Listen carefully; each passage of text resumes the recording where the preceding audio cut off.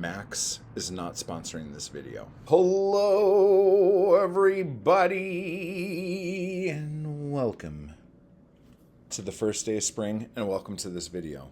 Now, this video is going to be a little bit different, okay? But I do want to share a couple things with you. First off, The Road to West Hollywood, my latest chapbook, a year in the making, is available right now at mattwallart.com.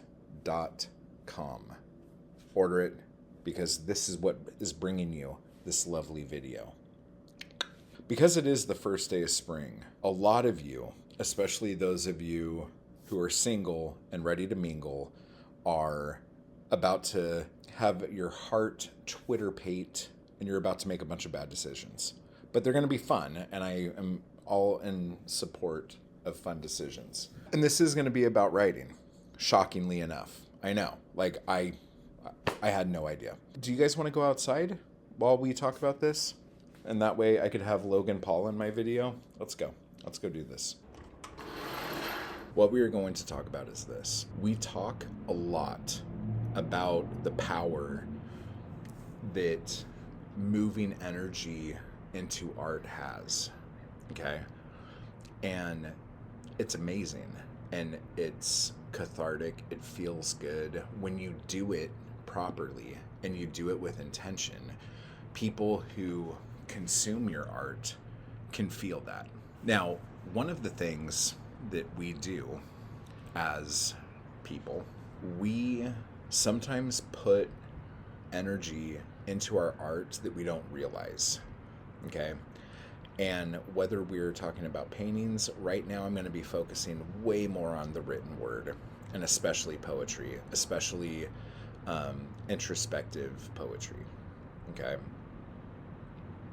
There's a lot of times when we use our poetry as therapy and we write what we write in order to like exorcise our demons and get all of that shit out of us, and like we leave it on the page. That's the goal. Okay? But depending on what the subject matter is and how we do it, it sometimes does not end up like that. And the reason is because when you are, and we're going to use a breakup here for obvious reasons, and because it's springtime and you guys need to get over that ex so you could get out there and like meet the person that's going to like make you think your ex was a huge mistake. Something that it doesn't hurt you anymore, but something you could go, can't believe I fucking did that. You know what I'm saying? Here's the deal. When you are writing about the loss of a love or something like that, and you're going and you're writing this shit, and it's just like, just pouring out of you, you feel like you have really done something good, which you have. But if your intention in spilling your guts isn't to, I'm doing this so like I can leave this on the page and I don't have to think about this person anymore.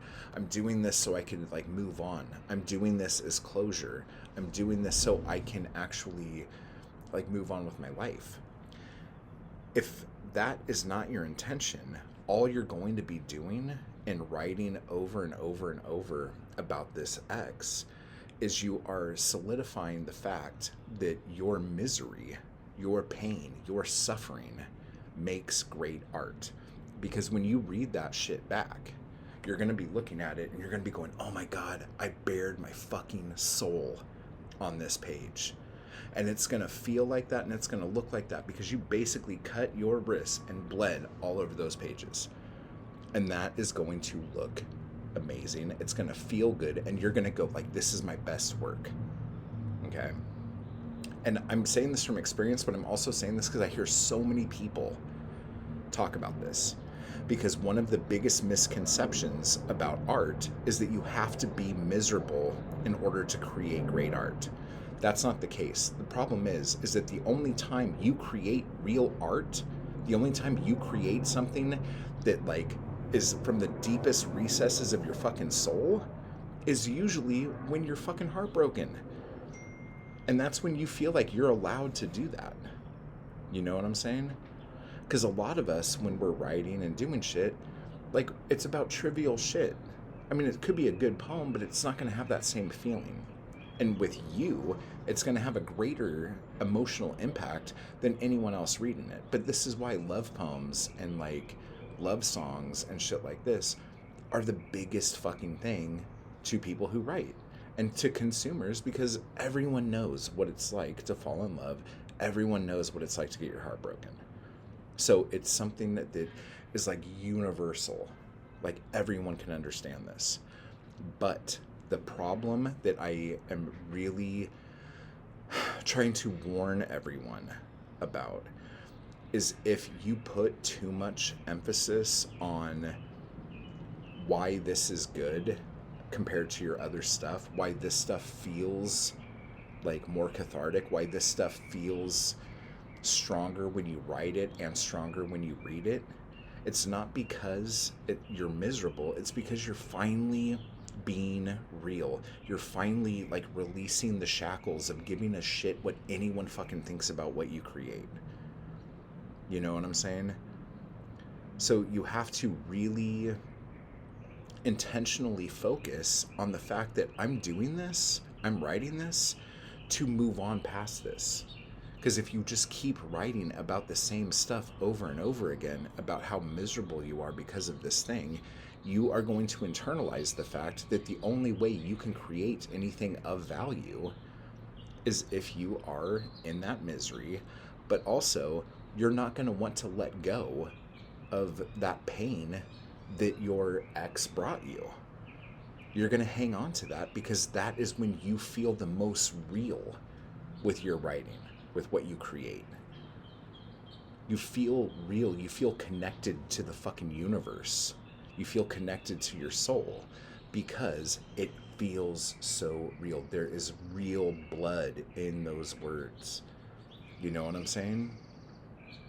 So intentionally speaking, you have to take a moment, and like we talk about this a lot, like you have to center yourself, you have to clear yourself, you have to like release all the mojo, all the bullshit, and write that poem, write that shit, like make it as fucking like heartfelt and real as you can.